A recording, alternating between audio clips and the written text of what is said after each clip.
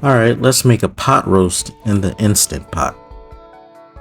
Start by placing about 3 to 4 pounds of chuck roast into your Instant Pot.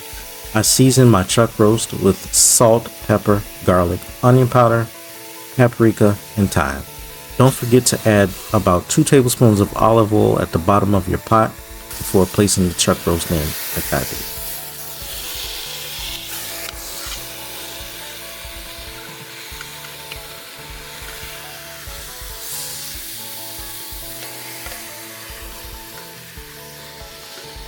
After you have browned the roast on both sides, place about 4 tablespoons of butter and 4 pepperoncini peppers into the pot.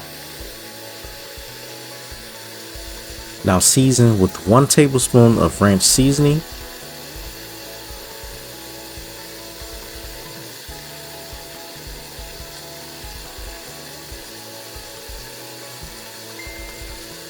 and 1 tablespoon of Worcestershire sauce.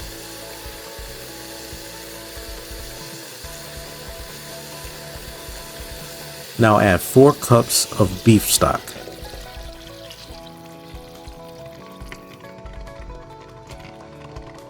Add your chopped onion and about 6 chopped carrots. Lock your lid. Then set your timer for 1 hour and 20 minutes. I initially started with 1 hour, but I had to add an additional 20 minutes to get the roast to the tenderness that I was looking for. Once your timer is done, release the pressure, remove the lid, and then add a 1/4 cup of water mixed with 1 tablespoon of cornstarch to the pot. Stir and then serve. Total cook time for this dish was about 1 hour and 30 minutes. I normally cook this in the slow cooker for about 8 hours.